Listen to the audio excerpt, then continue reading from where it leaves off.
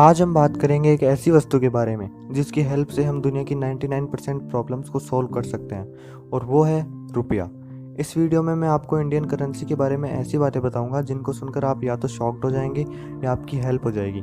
इस वीडियो में मैं आपको ये भी बताऊंगा कि एक पर्टिकुलर नोट या कॉइन को बनाने में कितनी लागत आती है और आप कम इंडियन रुपीज़ में कौन सी कंट्रीज घूमने का लुत्फ उठा सकते हैं। तो वीडियो को एंड तक देखना मत भूलना। So let's go to the facts.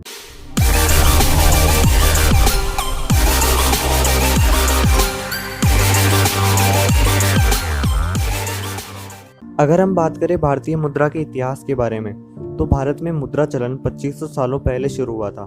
जनवरी 1938 में रिजर्व बैंक ऑफ इंडिया ने फर्स्ट टाइम 5 रुपए का नोट छापा था।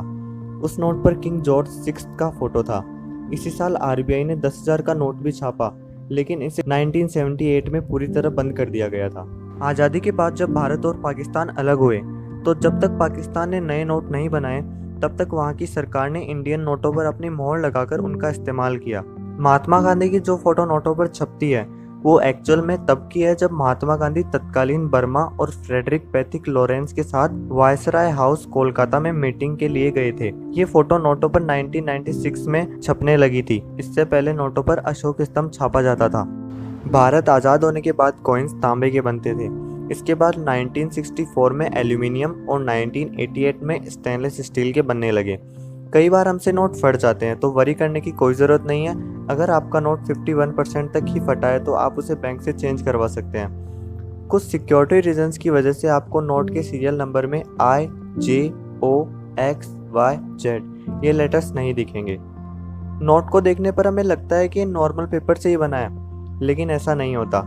इंडियन में नोट कॉटन के यानी कपास के बने होते हैं और ये इतने मजबूत होते हैं कि आप इन्हें दोनों सिरों से पकड़कर खींचेंगे तो भी ये नहीं फटेंगे। कुछ साल पहले 5 रुपए के कॉइन्स की संख्या कम हो गई थी क्योंकि ब्लेड बनाने के लिए इन कॉइन्स की तस्करी बांग्लादेश में होने लगी।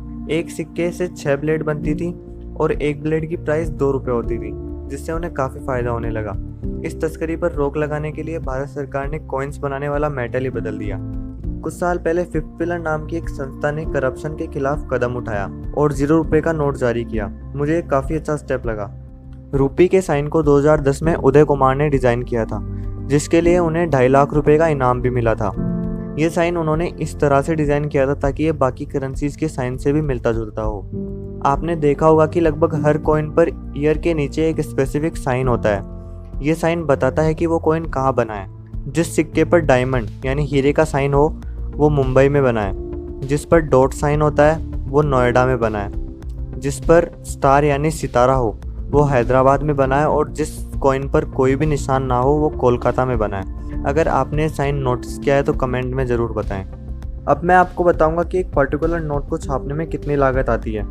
1 रुपये के नोट को छापने में 1 रुपये 14 पैसे लगते हैं। 10 रुपये के नोट को छापने में 1 रुपये 1 पैसे लगते हैं। 20 रुपये के नोट को छापने के लिए 1 रुपये की लागत आती है।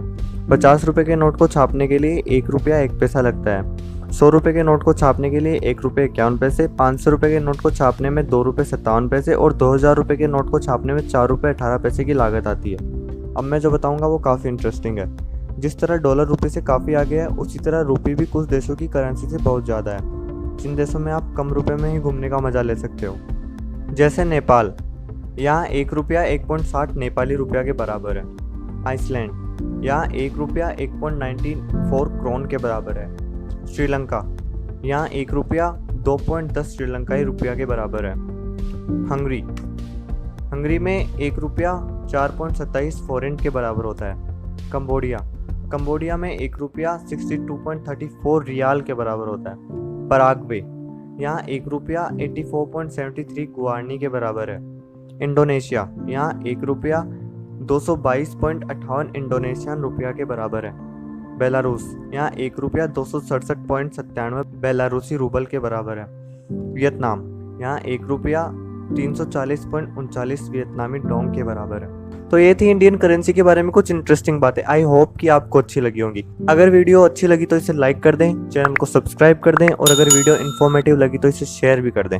हमारे फेसबुक पेज को भी लाइक करें, उसका लिंक डिस्क्रिप्शन में दिया गया है। वहाँ मैं काफ़ी इंटरेस्टिंग फैक्ट पोस्ट करता रहता हूँ। Stay connected, thanks for watching. और हाँ, एक बात तो बताना भूल ही गया, विनोद मैं ही हूँ। कल जब मैंने तुम्हें देखा मुझे विनोद की याद आ गई। ये विनोद कौन है? हाँ? विनोद मेरा भाई है।